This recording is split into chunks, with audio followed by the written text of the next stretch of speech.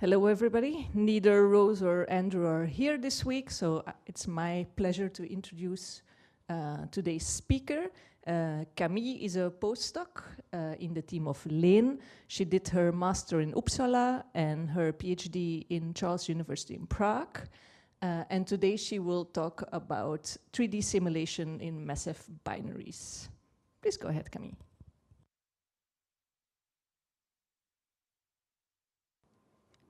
Hello, yes. Hi everyone, thank you all for coming, and thank you, Cleo, for the introduction. So today I want to talk about half of the work I did during my PhD. I did this in collaboration with my supervisor, of course, Andre Peja, but also Paul Ricker, Mattia Renzo, and Alejandro Viña Gomez. And it basically can be broadly described as investigating binary interactions in 3D. Although that's probably very broadly describing it.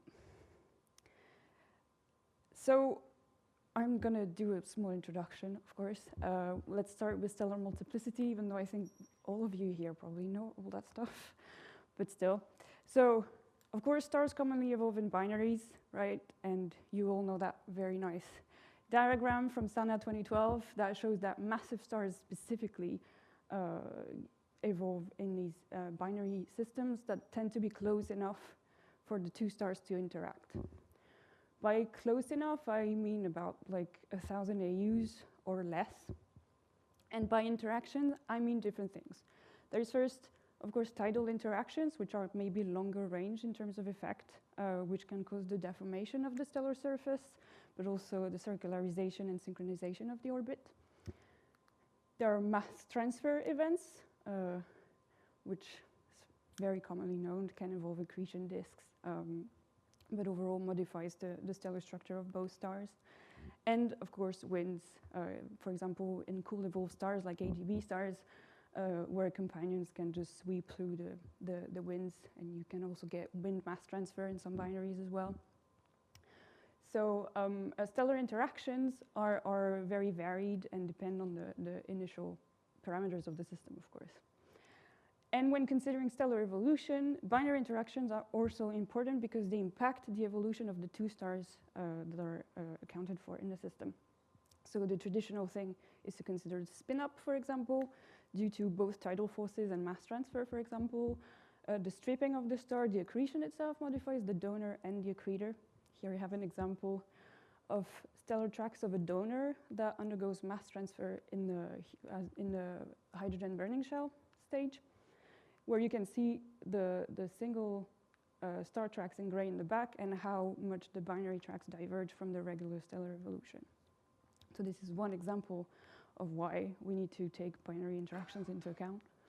They can also cause drastic tightening of the orbit through various processes, just a regular tidal interaction over long term, but also common envelope evolution or non-conservative mass transfer phases. So these binary interactions are in general responsible for very short period binaries, which matter because they cause gravitational wave sources eventually, and also transient. Various types of transient comes from accretion, like X-ray binaries, symbiotic binaries, and cataclysmic variables, which I think are a bit underrated, but super interesting objects.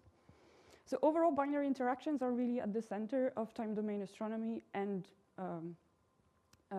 stellar astrophysics. And I think we need to study them more. And how do we study these stellar interactions? Well, from observations, of course. So you have observations of accreting systems, supernovae remnant that can hold tracks of previous interactions with a companion, or binary populations as a whole. And of course, we tend to couple that, or try to couple that with numerical simulations. So for long-term evolution of systems, we have stellar and binary evolution, and for more short-term, intense binary interactions, we have 3D hydrodynamics and similar techniques. So this is sort of what my PhD was based on. My PhD title is incredibly broad. It's called Theory and Observation of Two Stars Undergoing Strong Interactions. That means I can basically do anything as long as there are two stars and they're close enough. So I was able to do many sort of things. And today I will only talk about the theory part. I'm sorry, no observations. I'm happy to talk about it at another time but I need to focus a little bit. So I will only talk about the first part here, and I use the term theory very loosely because it's going to be mostly computational work. So it depends on you whether you want to call that theory or not. It's your call. I will be dividing this talk into two parts because I will talk about two projects, basically. The first one is about asymmetric winds around red supergiants and whether we can start them through binary interaction. So a bit about red supergiant first. They are post-main sequence stars, so they have stopped burning hydrogen, and they have high masses. So they are between 8 to 25 solar masses. Not the highest mass star you can find, but starting to get pretty heavy. The upper bound there is sort of depends on your view of stellar evolution. It can increase a bit to 30 if you want. That's your view of stellar evolution, not mine. But they have very extended envelope that can go up to 1,500 solar radii. That's probably about the largest we've observed. And they have these very cold surfaces and deeply convective envelopes that can bring up so many material from the layers close to the core. But I think to me the most interesting things about red supergiants is that they experience massive winds that are very dusty. And this is interesting because it's a massive issue of stellar evolution because we have no idea what's causing these winds. It's an issue because if we don't know the physical processes underlying there, then when we parameterize stellar evolution models, then how do we constrain this? It's basically only empirical models that rely on observations and are fairly well constrained by observations, but then this is not physically constrained. And beyond stellar evolution, that also means that if you want to track the evolution of massive star, you don't know when it goes supernovae for real, because you don't know if the mass loss prescription you put in is actually accurate or not. And beyond that, there's also chemical feedback within the galaxy that also depends on these mass loss. So this is, to me, one of the biggest problems in stellar evolution nowadays. These winds in particular tend to be fairly low velocity compared to like very massive star winds, for example. They, as I said, are massive, up to 10 to the minus 5 solar masses per year, can be even larger than this. And as I said, the origin is not well constrained because there is similarities with AGB stars, of course, which are lower masses, but also have these very dusty winds that are driven by pulsations. There is the question whether pulsation can play a role here, and pulsation alone cannot. They're too weak. The amplitude is just too weak to drive the dusty winds on their own. But it could be a mix with convective motion as well and magnetic fields at the surface, similarly to what happens around the sun. And an interesting aspect of these winds is that the environment around red supergiants, for the closest one we have observed, there seems to be like very complex shapes in outflows. That shows that the history of mass loss is not really similar to AGB stars, as in it doesn't really isotropically lose mass. I think the best example of this is a red supergiant called VY Canis Majoris. It's one of the largest red supergiant we know. It's constrained to be about 1,500 solar radii at most. And in terms of mass, it's like sort of average red supergiant. It has been losing mass for about 1,000 years at very high rates. And it shows these, as I said, very dusty ejecta. And we can resolve these ejecta through infrared and microwave observations, of course. So we have these amazing ALMA maps of VY Canis Majoris, where the star is in that little blob in the middle. And so you have these very wild shapes of dust clumps around it. We have more massive clumps, but also various like blobs that go around. And overall, this has been hypothesized to come from discrete mass ejections. The explanations, they're very obviously discrete, right?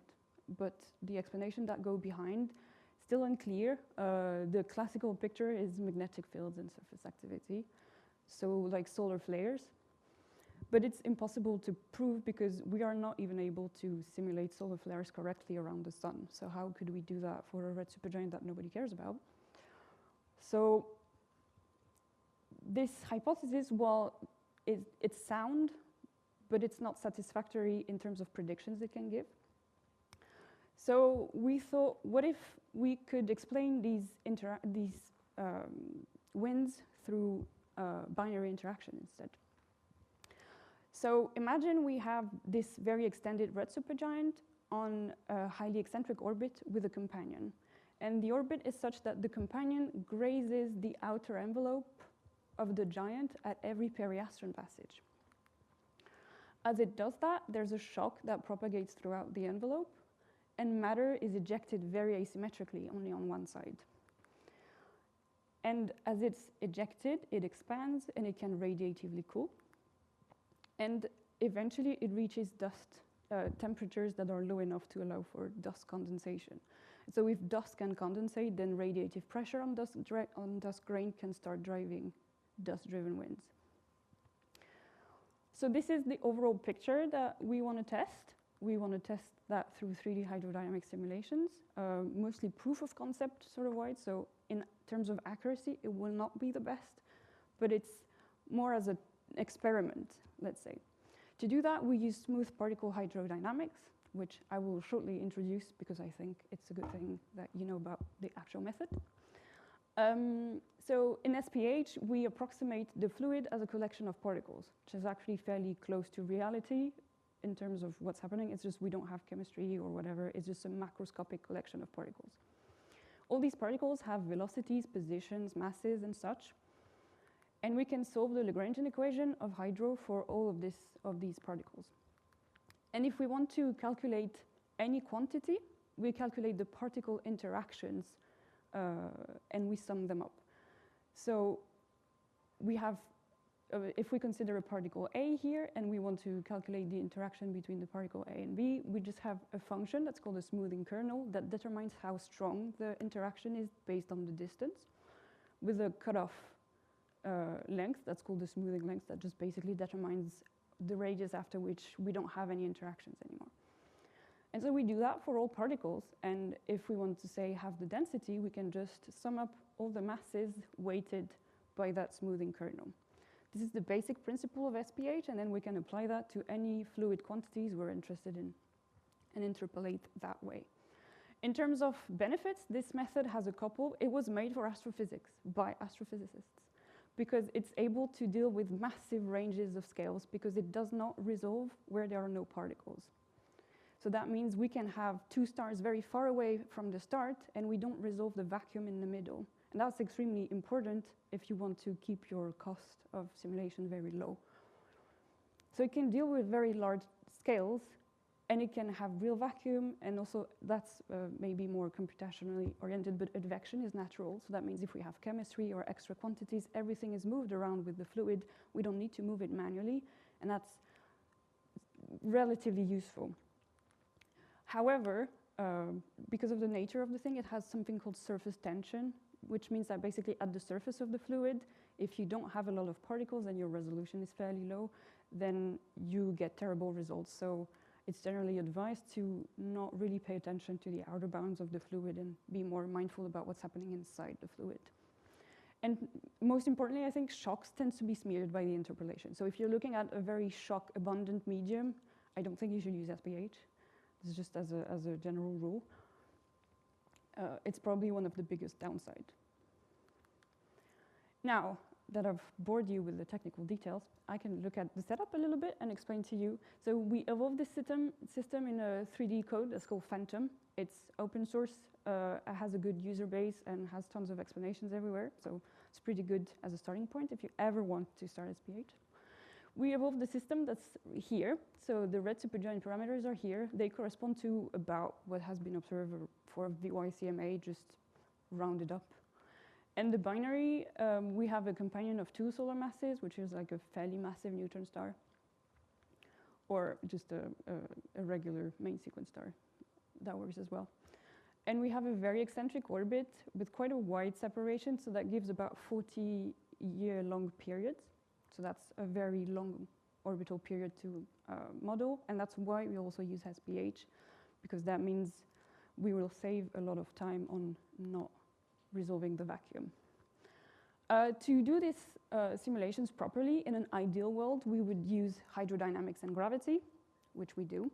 But we also need radiation, because we have radiative cooling, and we also have the radiative pressure on the dust grains, so we need to calculate opacities and such. And we also need dust condensation, so that's more like a chemical network module, but specifically for dust.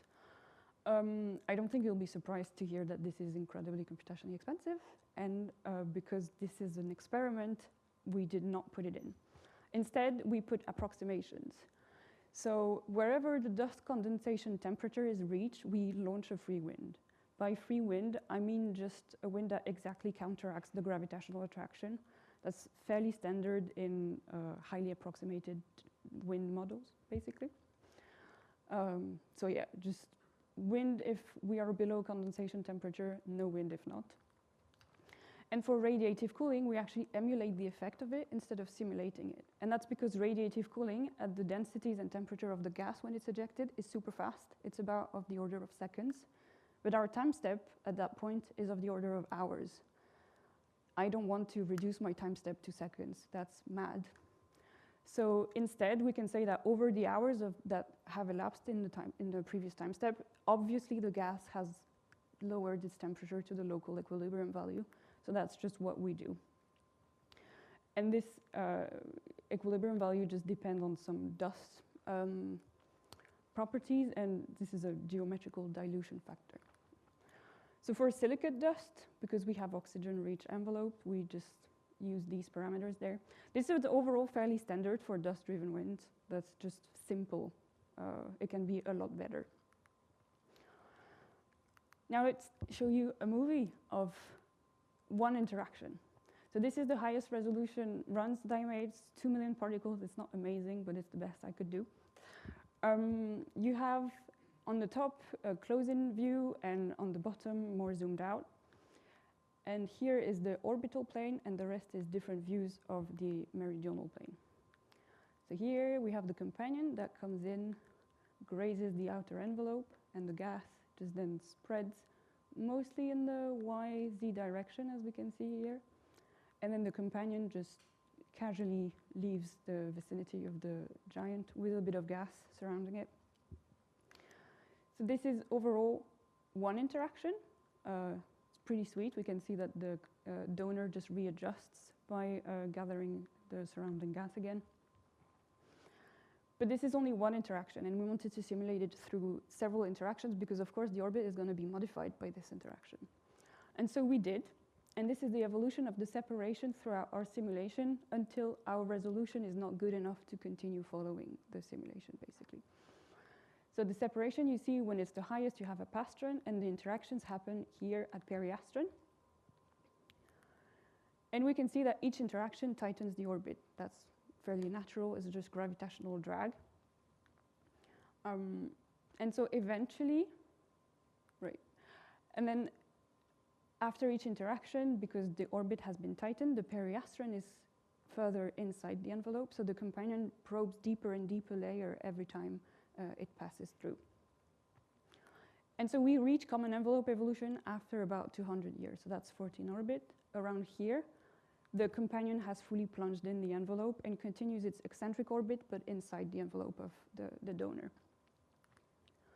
In terms of mass loss, here is the general mass loss, and we have a zoom in of the first few orbits here for clarity. So the striking thing is that the mass loss is episodic. We have close to a step function where most of the mass loss is happening around the interaction, which is what we wanted. We have the mass loss that is enhanced after each interaction, of course, because the companion goes deeper into the donor. And overall, we lose about 0.18 solar masses before the common envelope evolution starts, which is a lot of mass. It actually corresponds to about 10 to the minus 4 solar masses per year, which is on the high end for red supergiants. If we look at the ejecta broadly and how it evolves with time, here we have the orbital plane, and here the meridional plane. We can see that for the first fifth orbit or so, the evolution is fairly slow. We have very broad density spirals that have fairly low density. In the meridional plane, it expands as sort of a thick slab. But then the orbital decay accelerates after the 6th orbit, and so we get tighter density spirals with a lot more mass, and also in the meridional plane, it spreads more as a conical shape rather than just this thick slab. This is interesting for, say, future observations, for example. And so the final outflow at the end of the simulation, we can separate into 3 regions. There's a dense inner region that corresponds to 0.15 solar masses, which is a lot. That extends to about 100 AU. Then we have a lower density region that has 10 to the minus 2 solar masses. And then beyond 2000 AU, we have this very extended low density region that has about 10 to the minus 3 solar masses. And for final velocities, the wind terminal velocities reaches about 60 kilometers per second, which is reasonable for what we're looking at. Although this is basically a free parameter because we have the free wind setup, so we could put whatever acceleration we would want. So this is more coincidental, if anything, but it's nice. So I think from this overall, my point is that red supergiants are sort of hard to observe in binaries due to several observational biases, but from observations of other galaxies, it seems that the binarity rate in red supergiants is about 30%. So this is not an unreasonable scenario at all. And if it does happen, this would impact, for example, the initial conditions and the outcome of a subsequent common envelope evolution event. So it's a pretty interesting way of setting up these common envelope evolution events. The winds are fairly massive, so that means they are observable. We can observe the dust clumps around VOICMA, which are about the same mass as what is carried in the extended ejecta here.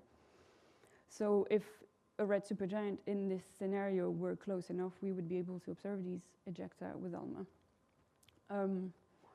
And also importantly, if the star later goes supernova, then this would definitely interact with these winds, which is asymmetric, so that would have different signatures depending on where the wind is and blah, blah, blah. But that's also of interest.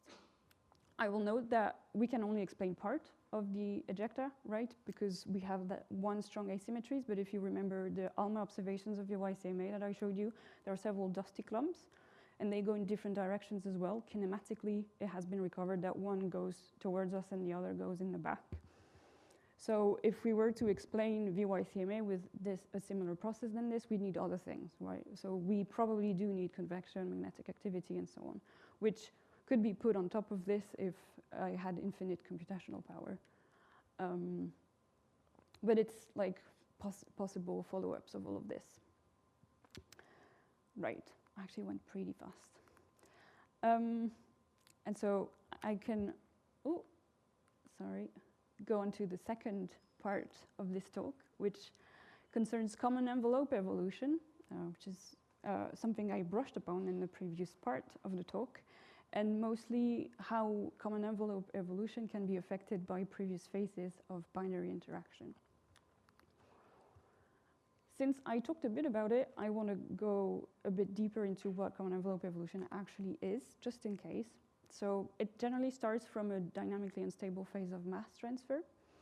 This runaway phase of mass transfer can be caused by different things. It can be just a donor that is extending during its, say, red supergiant phase fairly fast and the Roche lobe cannot keep up.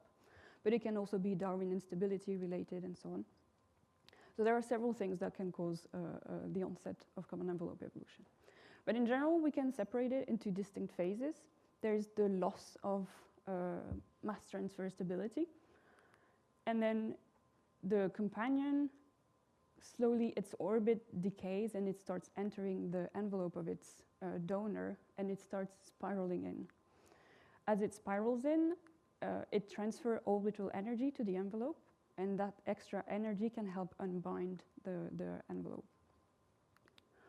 Then eventually the companion can slowly start to settle on a smaller orbit, let's say. We call that the slow-in spiral. And then depending on how much envelope has been ejected during the process, we can get either a merger where the two cores merge and you have leftover envelope around, or you could get a closed binary with like circumbinary material. There's also the mass ejection during the whole process is thought to increase the luminosity of the system. That's related to a relatively new class of transients that's called luminous red novae.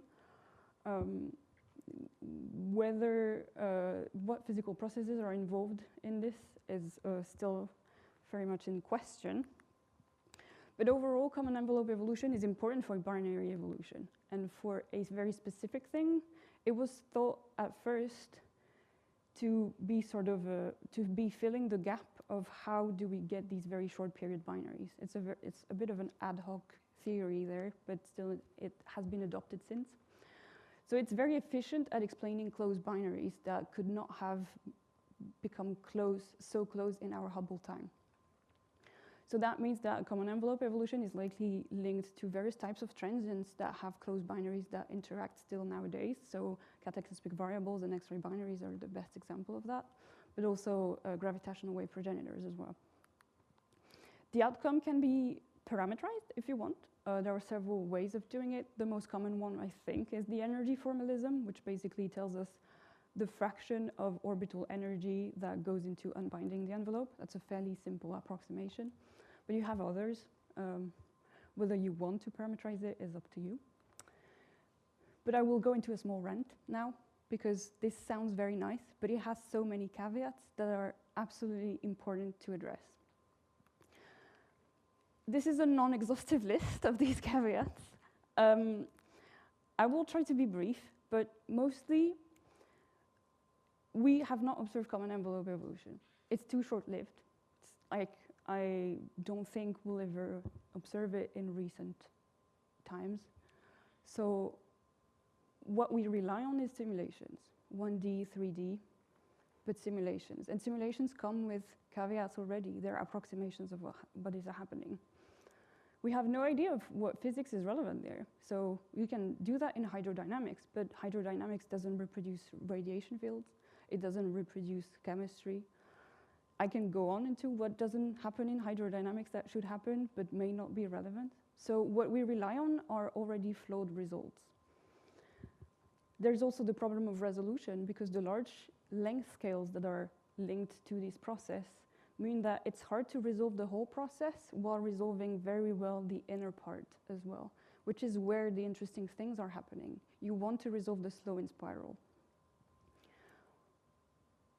And that's just like the tip of the iceberg of what you need to know when you use common envelope evolution and the simulations. So when you want to parameterize this sort of thing, just think about that list that could actually go so much longer than this. I was at a common envelope evolution conference a couple of months ago, and just even the physics already is still undetermined, right? We don't know if recombination plays a role or no. So many things are still up to debate. Just be careful. But it's still nice, okay? It's still a good tool to explain short period binaries. But in its flaws, there's one that I think is fairly important, is that when we simulate common envelope evolution nowadays, we tend to treat it as a standalone process. And by standalone, I mean we use initial conditions that don't necessarily take into account what has happened to the binary before it reached that point. And you may think it's not important, but that's not true, because common envelope evolution is never a first phase of mass transfer. It either happens right after a phase of mass transfer or as a third phase of mass transfer. And the best example of this, I think, is the formation of double neutron star binaries, where you start with two massive stars that are on the main sequence, and one goes through Roche-Loeb overflow and just donates most of its envelope to its companion, and then ends up as a strip stars that eventually goes supernova and then becomes a neutron star. During that time, the second main sequence star also expands and then ends up overfilling its Roche-Loeb, except this time the mass ratio is such that the mass transfer cannot be stable. And so we enter this phase of common envelope evolution, and then you know the drill, envelope ejection or not.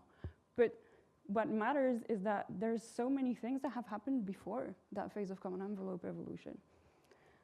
We can just single one out, which happens here. This first phase of mass transfer changes the structure of the donor, sure, but it also changes the structure of the accretor. This accretor here is different from a single star through so many different ways. But one specific thing that happens there is a process called rejuvenation. And as I said, it happens through mass transfer through rho-flow overflow. And that process of mass transfer, it changes the rotation of the star, but also it enriches it, and it adds extra layer of mass on top of it. The profile of the star doesn't look similar to that of a single star. But if that accretor has a convective core, which is the case for main sequence massive stars, the core has to expand to adjust to the new mass that piles on top of the star. And as it expands, it starts to slowly eat up regions of hydrogen that were not used. So it rejuvenates, basically. It gets extra fuel, and the star burns for longer on the hydrogen stage.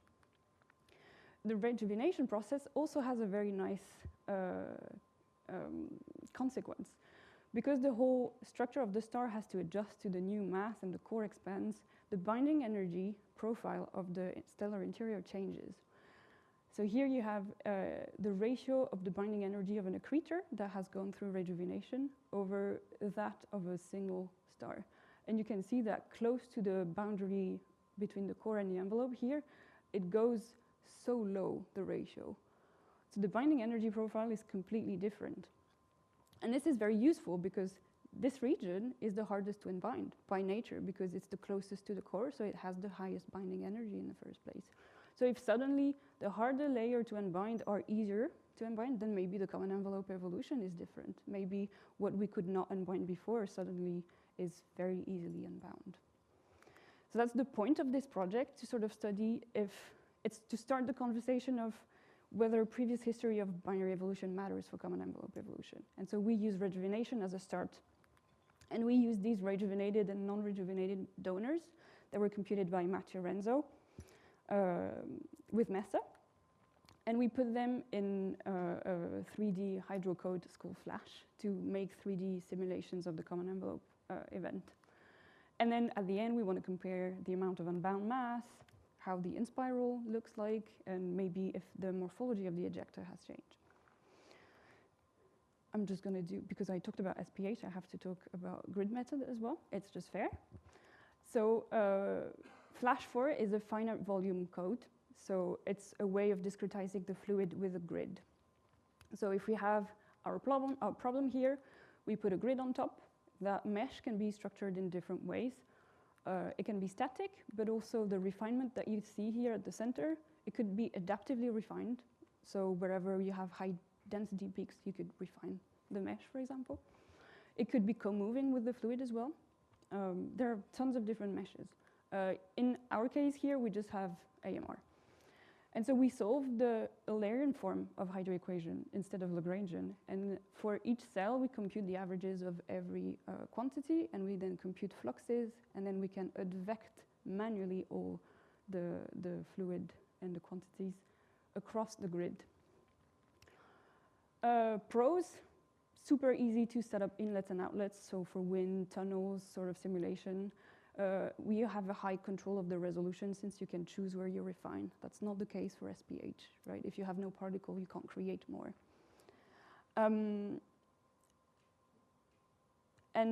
It's naturally good at dealing with shocks because the way it is built, it naturally treats where shocks are happening. So if you have a very shock-heavy environment, this is the way to go. The cons, it requires boundary conditions and a lot of care with boundary conditions, which can be annoying. You cannot have real vacuum because that's numerically impossible. And for large domains, like the one I was talking for the previous project, this would be insanely expensive. So this is made for more simulations where you need to control where the resolution is and like things like stars, basically. This is ideal.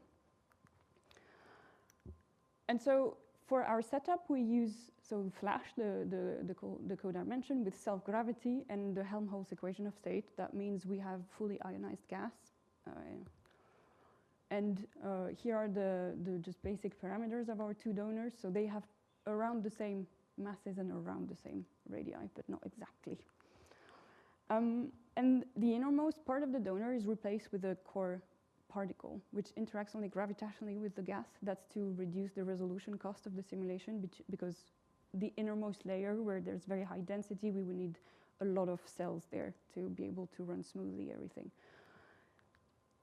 So these particles actually set our resolution. We did, for convergence test, we did different resolution, but our final resolution has a 12 solar radii particle at the core for a 500 solar radii star. It's not so bad. And so the minimum cell size is about a solar radii large.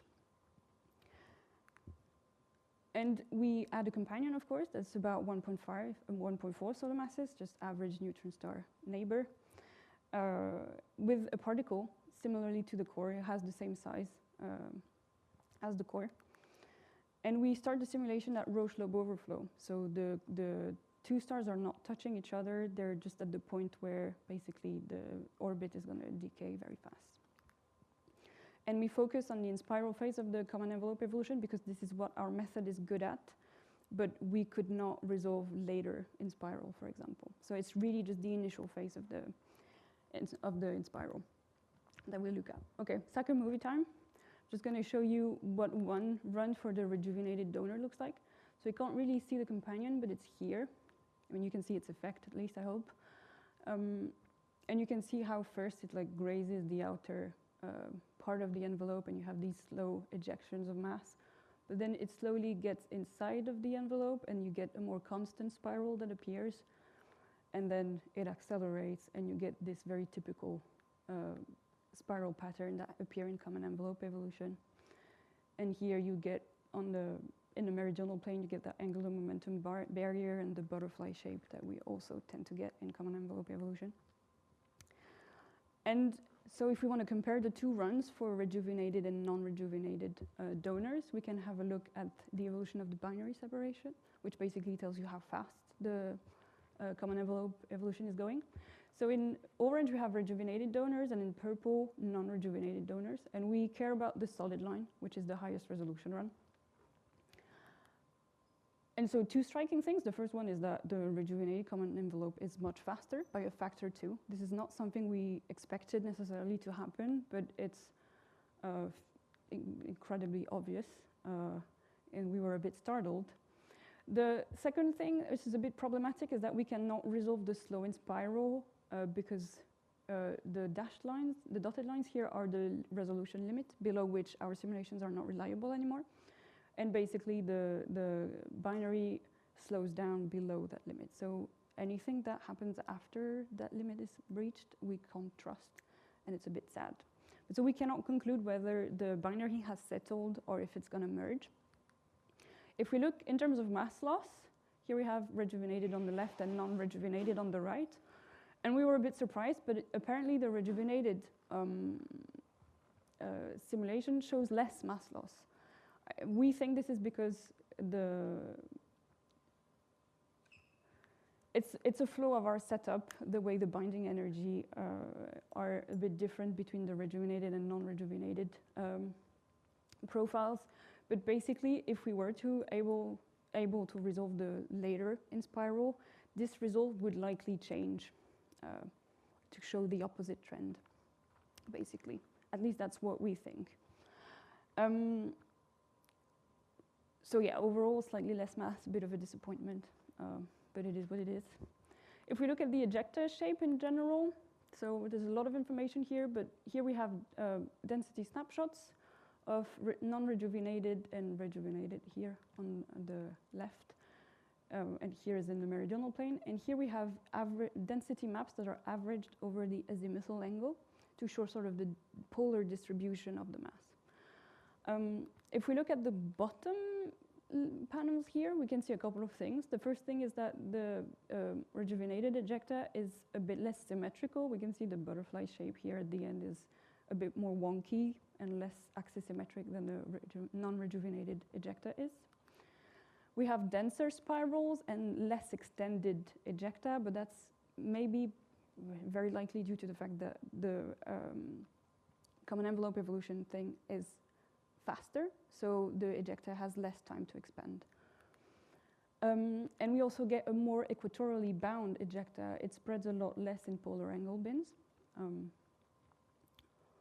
So overall, the ejecta shape is impacted by the rejuvenation. That does not have a lot of implications for binary evolution, of course, but that has implications for later interactions with a supernova, for example. And so overall, it seems that rejuvenation does impact the shape of the ejecta and speeds up the in-spiral phase, despite the fact that we didn't see any big change in mass loss. But this could just be a flaw of our setup, and resolving better the inner in-spiral would help draw more drastic conclusions there. An important thing is that the outermost layers seem to play a role, right? Because the accretor has a lot of mass piled up on the top. The density profile is much steeper at the surface. And because of this, the gravitational drag on the companion is higher. And this is what is causing the faster in spiral. So that also means that the rotational energy in these layers may be important. So this is something that we need to investigate more.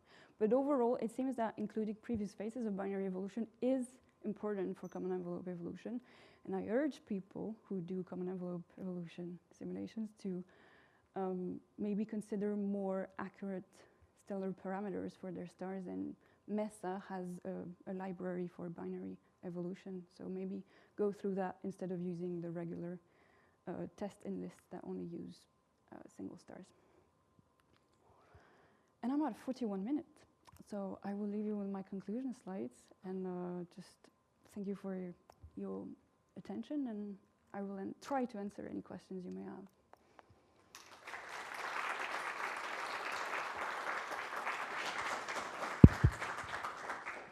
Thank you very much, Camille, for this beautiful presentation, I might say. Are there any questions?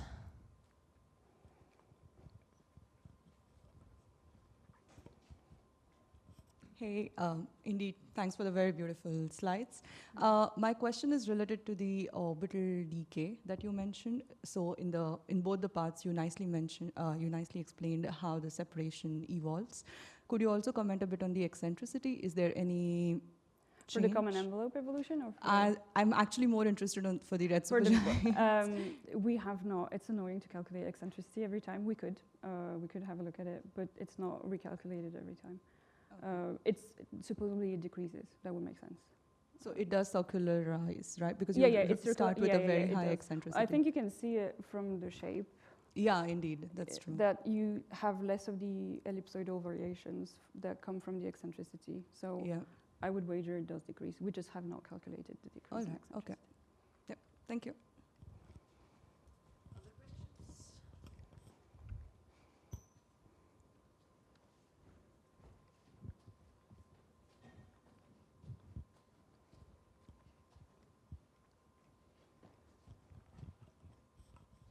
Hi, and yeah, thanks for the nice talk.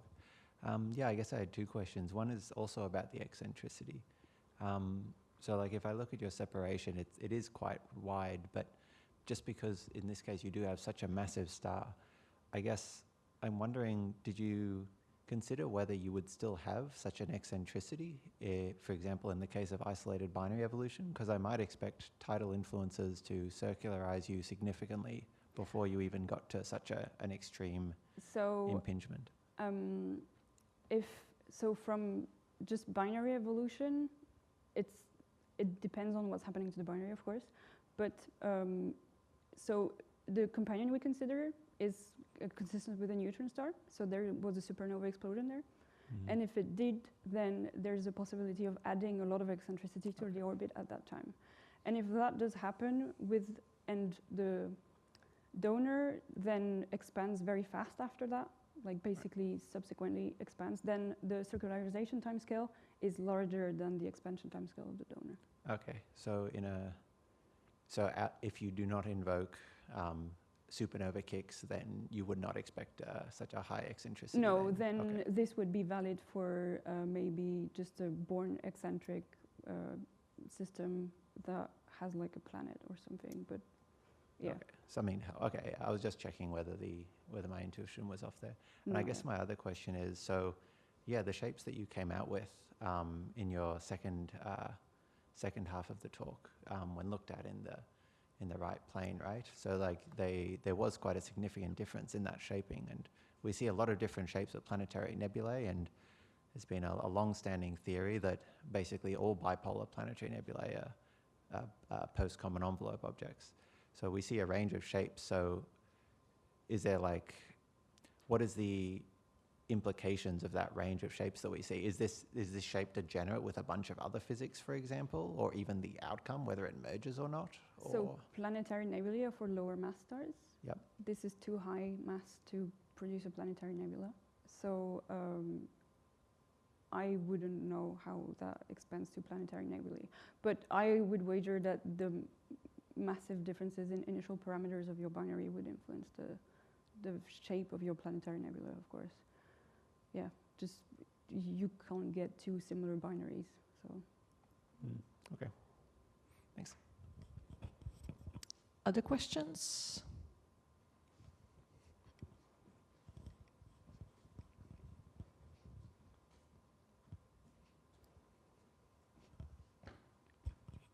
Hi, thanks for the nice talk. So I have a question about the SPH, where you chose an eccentricity of 0.8, Yep. and you obtained a asymmetric outflow. Now, if you would choose an eccentricity closer to 0.1 or something, you would basically graze 360 around, and the outflow would no longer be asymmetric, I assume. Yeah, the lower the eccentricity, the less asymmetric. If you take something very high, 0.95 or something, you don't really graze, you dive into the atmosphere. Yeah. So I was wondering, to what extent do you have to fine-tune that eccentricity to get this asymmetric outflow? Not so much. So we found, I ran low resolution tests for eccentricities between 0.3 to 0.9, and it's just the 0.8 made more sense from binary evolution perspective and the supernova kick.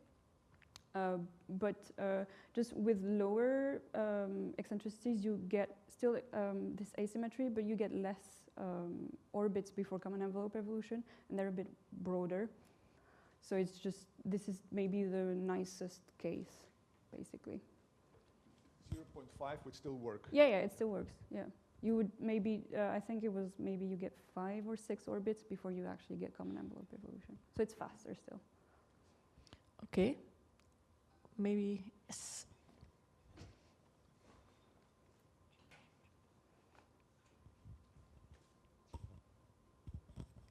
Thank you. I was also wondering about the red supergiant and with the same interaction. But then in your movie, you showed that there's like a whole lot of material that starts orbiting and coming back to the star. Yep. I don't remember exactly how much material this is, but wouldn't this also be quite observable? That you basically get some kind of like circumstellar disk that has very different kinematics than the outflow? So the material that falls back here is very close. Maybe you could, honestly, the resolution is not good enough to investigate whether there's a disk formation anywhere. Our particles are too large and you get clumping and weird things happening. But because of the way the wind is set up, there's basically a threshold distance at which the gas will effectively just leave. So the only gas that falls back is really the gas that is close to the surface, and so no, there wouldn't be any formation of a structure, it just falls back. Okay. Final question. Thank you, that was a very clear talk. I'm just wondering, because your simulation is showing, so in the first part of your talks, your simulation is showing that the decay is taking like 300 years about that to have like the star merging, let's say, with the main sequence star. But in the example you gave at the beginning of Canis Majoris, was Yeah, it the VY star? Canis Majoris. The mass transfer, like the mass eject, was like supposed to be there for 1,200 years, if I remember correctly. So So is it incompatible with this model? like the long-term mass loss that has seemed to be more isotropic around VYCMA has been taking place for 1,000 years, but there are more episodic outflows that come out at very specific moment in time. There was one, I think, 100 or 200 years ago or something. Kinematically, I think the clumps that we see seem to come from 200 years ago, so, or 100, I can't remember. So yeah, the 10 to the -4 mass loss is more like isotropic mass loss rather than strong outflows. I see. My second question was, when this compact object is like within the envelope of the star, can you still, from observations, could you see it? Like observation, could you guess that there is this star inside? I don't know. If it's a compact object, then you should expect some accretion, yes. So if the X-ray luminosity coming from the accretion very close to the compact object should show up. For VYCMA, I don't think we only have non-detections, so it would be no X-ray emissions basically. But I don't see anything that would hide away these emissions. Okay, thank you. Okay. Is there a final question? No? Then if not, we thank Camille again. And see you next week.